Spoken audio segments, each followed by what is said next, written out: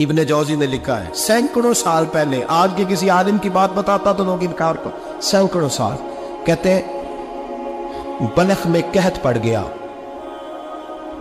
لوگ ہجرت کر کے سمرقند آ گئے، ایک سیدوں کا خاندان بھی آیا،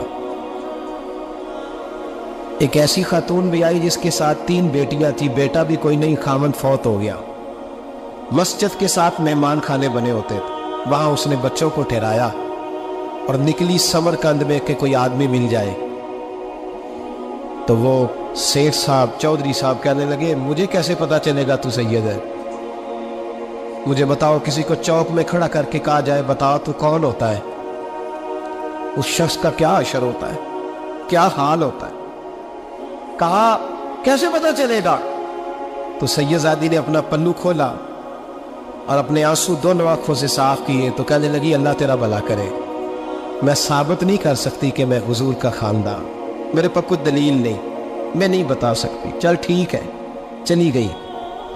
کسی نے بتایا کہ یہاں ایک یہودی بھی رہتا ہے، وہ بڑا سخی ہے، یا آتش پرست ہے یا پارسی ہے کافر غیر، سخی بڑا ہے، اس کے پاس گئی، بیٹھی رہی، لوگ بیٹھے تھے، جب چلے گئے تو قریب گئی، کہنے لگی مجبور ہوں، پریشان ہوں، غریب نہیں ہوں، کہنے لگا بی بی تجھے کبھی دیکھا نہیں، سمرقند کی اتنی آبادی نہیں، میں سارے شہر، تو کون ہے؟ تو کہنے لگی تعارف نہ ہی پوچھے تو اچھا ہے، اس نے کہا چلو اگر پتہ چل جائے تو، کہنے لگی میں مسلمانوں کے نبی کی اولاد ہوں، مسلمانوں، اس نے کہا پیغمبر خدا کی اولاد، اٹھ کے کھڑا ہو گیا، بی بی کو ساتھ لیا، گھر گیا، کہنے لگا جو صاف ستھرا کمرہ ہے نا اسے پھر دھو ڈالو، ایک دفعہ پھر دھو ڈالو، کمرہ دھلایا، صاف کرایا، پھر کہنے لگا بی بی میرے برتن زیادہ صاف ستھرے نہیں، میں نئے نہ خرید کے لا دوں، پھر نئے برتن لایا، پھر اپنے بچوں سے کہنے لگا اونچا نہ پھولنا، یہ سیدہ فاطمہ کی شہزادیاں آئی، یہاں کوئی شخص اونچی بات نہ کرے، پھر کہنے لگا بی بی جو میرا بالکل طیب اور حلال رزق ہے نا، یہ اس میں سے لنگر ہے، لیکن چونکہ میں غیر مسلم ہوں، مجھے سلیقے نہیں آتے، جیسا تیسا بھی ہو نا اسے قبول کر لینا۔ خاتون کو کہنے لگا یہ گھر ہے، جب تک جی چاہے یہاں رہنا، اور دیکھنا ہو سکے تو رات اپنے نبی سے سفارش کرنا، میرا بھی کوئی مسئلہ، میری بھی کوئی قبولیت کہیں ہو جائے، وہ مسلمان کہلانے والا۔ رات کو سویا، کہتے جنت سجی ہوئی ہے، لوگ جنت میں جا رہے ہیں، لائنیں لگی ہوئی ہیں، نبی پاک لوگوں کو جنت میں بھیج رہے ہیں، میں بھی دوڑ کے لائن میں لگ گیا، فرشتے نے میرا بازو پکڑا کہ پیچھے ہٹ، تو میں دوڑ کے حضور کی بارگاہ میں گیا، میں حضور سارے جنت میں جا رہے ہیں، یہ مجھے نہیں جانے دیتا۔ نبی پاک نے فرمایا تو کون ہے؟ کہ یا رسول اللہ میں مسلمان ہوں۔ کہتے حضور مجھ سے فرمانے لگے کوئی دلیل ہے تیرے پاس؟ دلیل ہے کوئی تیرے پاس؟ جب میں چپ کر گیا، فرمایا میری بیٹی ہے تیرے دروازے پر آ ہی گئی تھی تو دلیلیں پوچھنے لگ گیا تھا، میں جا دوڑ جا، سویرے آنکھ کھلی تو گلیوں میں ڈھونڈتا پھرتا ہے، تلاش کرتا پھرتا ہے، کونے کونے میں جاتا ہے، وہ سادات کا گھرانہ کہاں گیا، ڈھونڈتے ڈھونڈتے اس غیر مسلم کے دروازے پہ جا کے پہچان لیا، تو کہنے لگا خدا کا واسطہ جو تو نے نوکری کی ہے نا ان کی مجھ سے 11 گنا لے لے، یہ سادات کا گھر مجھے دے دے۔ تو کہنے لگا کل تو آتا تو شاید بات اور ہوتی، آج بات اور ہے۔ اس نے کہا مہربانی کر، کل نہیں کل تو آتا تو معاملہ اور تھا، آج معاملہ آج اور ہے، رنگ بدل گیا ہے، حالات تبدیل ہو گئے ہیں، اب تو درخت تاک کے آیا، جا دوڑ جا۔ کہنے لگا نہیں مہربانی کر، دے دے، تو غیر مسلم میں تیرا کیا تعلق؟ کہنے لگا چپ کر، غیر مسلم میں کل تک تھا، کل سے سجدوں سے پیار کیا ہے تو میرے حالات سنور گئے ہیں، وہ جو نظارے تو نے رات خواب میں دیکھے ہیں میں نے جاگتی آنکھوں سے دیکھے ہیں، میں نے جاگتی آنکھوں سے، اور تو نے کسی مفتی پیر عالم کے ہاتھ پہ کلمہ پڑھا ہے، میں نے رات محمد عربی کے ہاتھ پہ کلمہ پڑھا۔ حضرت عمر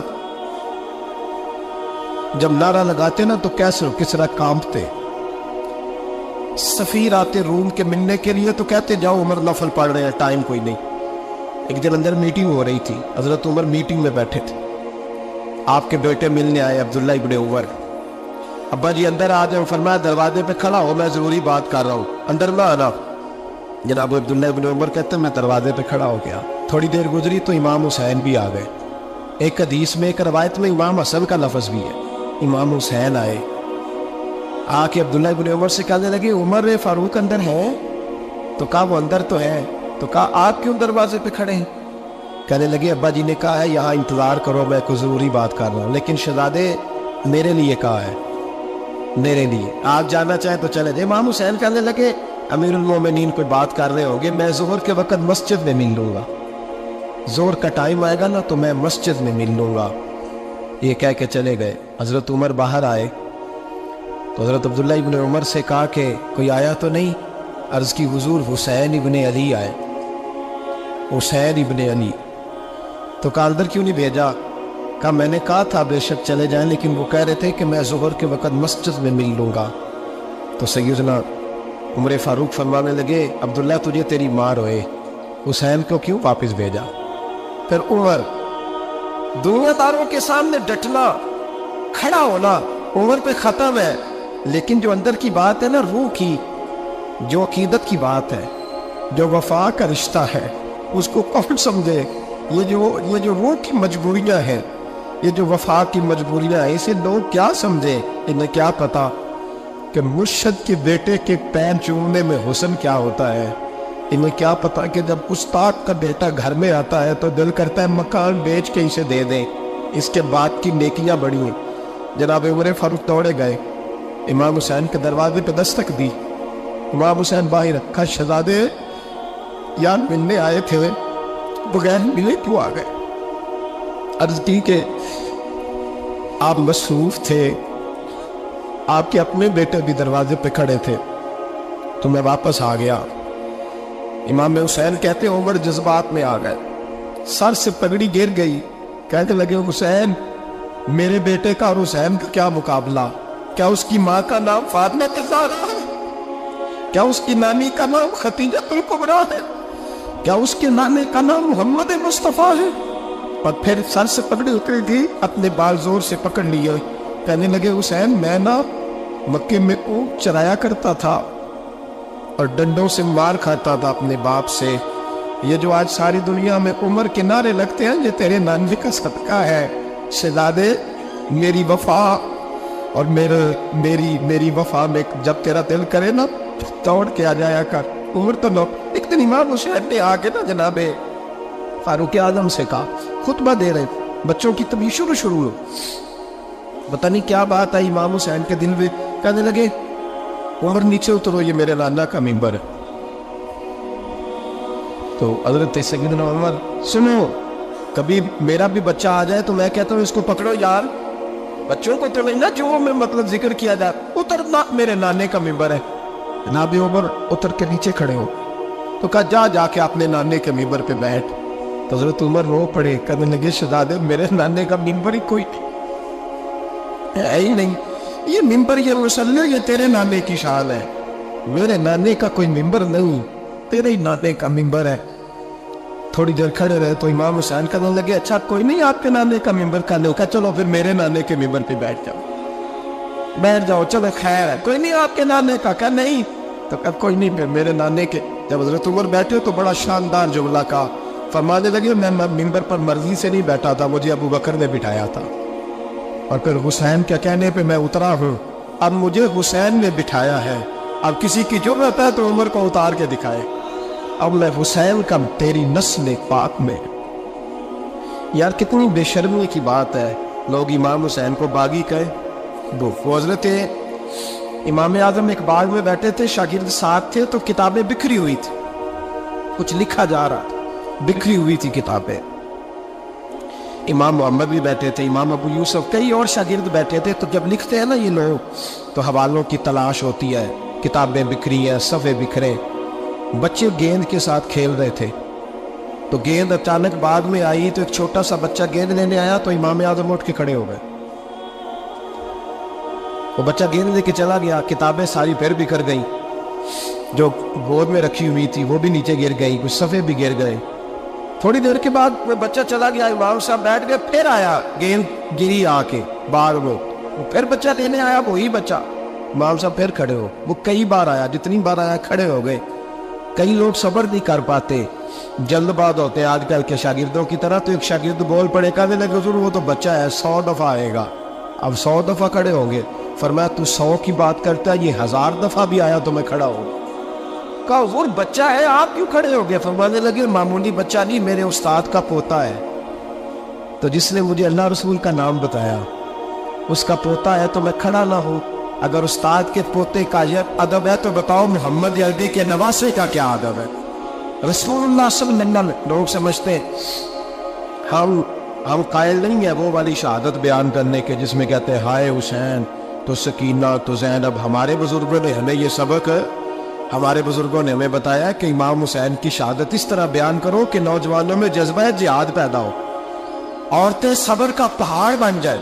اس طرح شہادت ہمبے والی. لیکن ایک بات ضرور ذہن میں رکھیں, یہ جو لوگ کہتے ہیں نہیں بڑے مظلوم تھے پانی نہیں آ سکا, میرے سے حوالہ دیکھے جس نے دیکھنا ہے, میرے سے حوالہ دیکھے, میرے سے.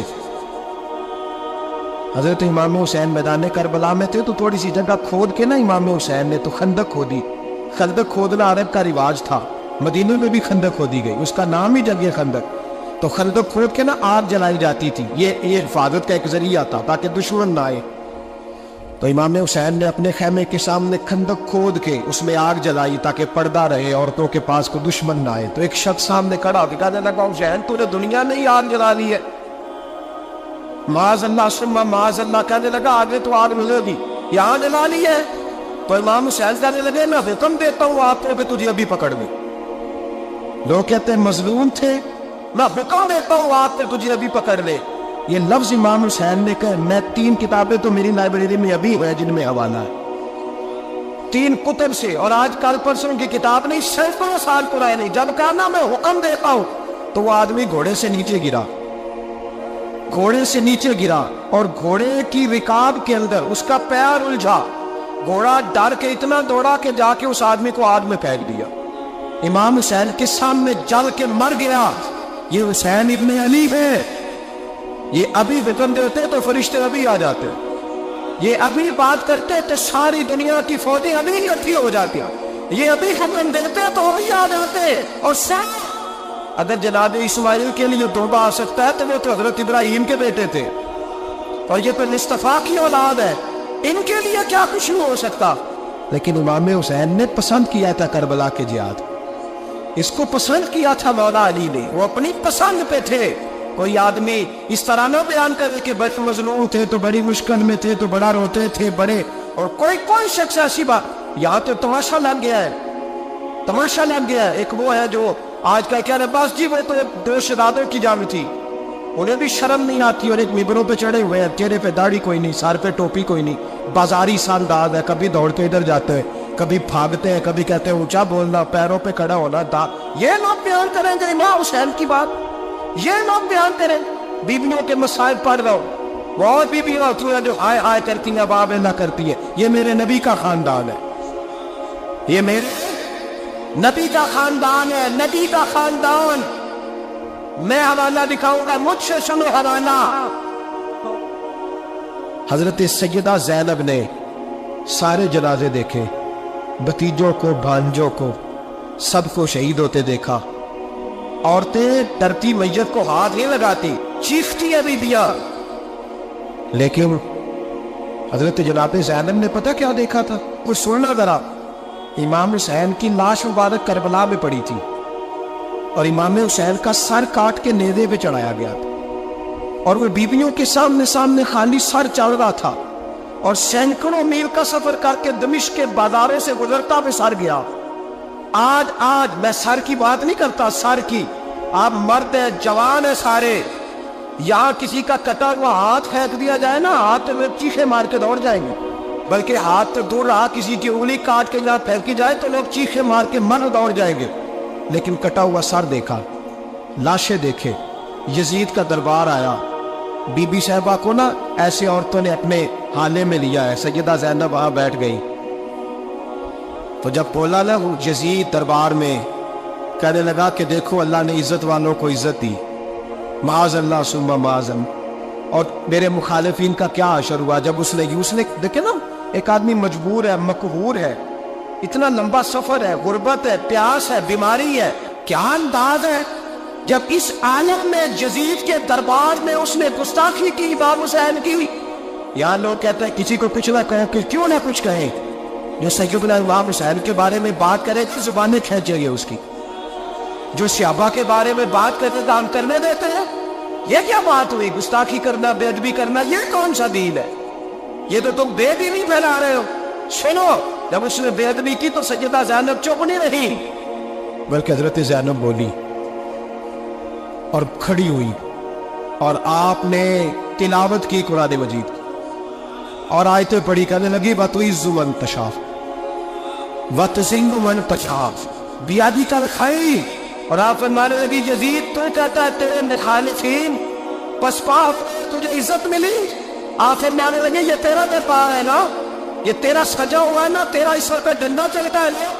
فرمانے لگی چند سال ٹھہر جا، تیرے اوپر لوگ لعنتیں برسائیں گے، اور فرمایا جب جمعے پڑھے جائیں گے تو لوگ میرے حسین کے نام کے خطبے پڑھیں گے۔ فرمایا آج یہ تیرا دربار ہے نا۔ حضرت نعمان بن بشیر صحابی رسول تھے، وہ کہتے ہیں میرے قریب ایک نابینا صحابی بیٹھا تھا، سنو حوالہ میں دکھاؤں گا۔ کہنے لگے میرے قریب اس وقت یزید کے دربار میں ایک نابینا صحابی بیٹھے تھے، جب بی بی زینب نے یہ بات کی نا تو وہ نابینا صحابی میرا ہاتھ پکڑ کے کہنے لگے نعمان علی آ گیا ہے، یہ تو علی کی آواز ہے، علی آ گیا ہے۔ جبریل علی بول رہے ہو جیسے حکامت کے گوہت بول رہے ہو جیسے دربار دمشق میں وہ زینب کا خطاب منبر پہ علی بول رہے ہو جیسے، کہنے لگے یہ تو علی کی آواز ہے۔ جناب نعمان بن بشیر کہنے لگے نہیں، علی جب بولتے تھے تو بڑا رنگ ہوتا تھا، ابھی تو زینب کھل کے بول ہی نہیں رہی، ابھی تو زینب ستائی ہوئی ہے، ابھی تو زینب زخم کھا کے آئی ہے، ابھی تو زینب پیاسی ہے۔ کاش زینب تر و تازہ ہوتی اور زینب خطبہ پڑھتی تو علی کی طرح گرجدار آواز نکلتی، یزید کے مہر کانتے جبریل امی بول رہے ہو جیسے، حکمت کے جوہر بول رہے ہو جیسے، دربار دمشق میں بی بی زینب کا خطاب منبر پہ علی بول رہے ہو جیسے۔ وہ مسکینوں کی طرح منتیں نہیں کر رہے تھے، ہائے پانی ان کا مزاج ہی نہیں تھا، بلکہ وہ دلیر لوگ تھے اور بر موقع بر محل بولتے تھے۔ یزید آیا دربار میں، جب یہ سارا قافلہ وہاں پہنچا تو یزید دربار میں آیا، اور جب وہ دربار میں آیا تو بادشاہوں کا طریقہ ہے، گاڑیاں اب ہمارے بادشاہوں نے روٹر والی گاڑیاں رکھی ہوئی ہیں، وہ یوں چلتی ہے، شور ہوتا ہے پیچھے۔ یہ اس زمانے میں کہا جاتا تھا با دبا ملازہ ہوشیار، پیچھے ہٹ جاؤ، نعرے لگنے لگے۔ تو یزید کا ایک ناخلف بیٹا امام زین العابدین سے کہنے لگا تیرا باپ کہاں ہے؟ دیکھ یہ میرے باپ دادا کے نعرے، دیکھ میرے باپ کے نعرے، تیرے کے نعرے۔ ابھی یہ بات شروع اس نے کی تھی کہ دمشق کی جامع مسجد میں زور کی اذان ہو گئی، اور جب مؤذن نے کہا نا اشہد ان محمد رسول اللہ، تو امام زین العابدین اس کا ہاتھ پکڑ کے کہنے لگے یہ میرے نانا کے نعرے لگ رہے ہیں، اگر تیرا ہے تو بتا، یہ میرے نانا کے نعرے ہیں۔ اور فرمایا تیرے باپ کے 2-2.5 سال لگیں گے، میرے نانے کے قیامت کے بعد نہیں لگیں گے، میرے نانے کے نعرے قیامت کے یہ لگتے رہیں گے، لگ رہے ہیں اور لگتے تھے اور لگتے رہے۔ میرے بھائی یاد رکھو دلیری ہمت، پہلی بات ان سے پیار کرنا ہے، دوسرا ان کی ہمت، ان کا مقام دلیری کرنا ہے، ان کا کام ہمت کرنا ہے، ان کا کام ڈٹ جانا ہے، کمزوری دکھانا اہل بیت کا طریقہ ہوتی۔ حضرت عباس کے بازوؤں میں درد ہوتا ہے، جناب زینب پھر پریشان ہوتی ہے کہ ہم تو اس بے حیائی کے خلاف لڑے اور امت ابھی جو گل کر رہی ہے، جو چوکوں میں کھڑا ہوتا ہے نا عورتوں کو تاڑتا ہے، وہ یزید کے طریقے پہ عمل کرتا ہے۔ یہ دلائل ہے، آپ سوچ لیں، اندازہ کر لیں کہ ہم نے کس جماعت میں کھڑے ہونا ہے، اس لیے گند سارا نکالیں۔ امام حسین کا ایک پیغام آج اپنانا بڑا ضروری ہے۔ امام حسین نے سر سجدے میں کٹایا اور قرآن کی تلاوت نیزے کی نوک پہ بھی جاری رہی ہے، اس لیے آج کم از کم 10 نفل امام حسین کی سنت سمجھ کے ضرور پڑھیں گے انشاءاللہ۔ جنہوں نے روزہ رکھا بڑا اچھا کیا ہے، چلو جو نہیں رکھ سکے پھر بھی نفلی ہے، کوئی فرض نہیں، کم از کم 3 دفعہ سورت یاسین کی تلاوت آج ضروری ہے امام حسین کے لیے. کریں گے انشاءاللہ تعالی. اگر وہ نیزے کی نوک پہ پڑھ سکتے ہیں تو آپ ان کی خاطر بھی تو پڑھ ہی سکتے ہیں نا. بہت ضروری کام آج نفل پڑھنا ہے، اور بہت ضروری کام آج قرآن پاک کی تلاوت کرنا. کریں گے انشاءاللہ تعالی.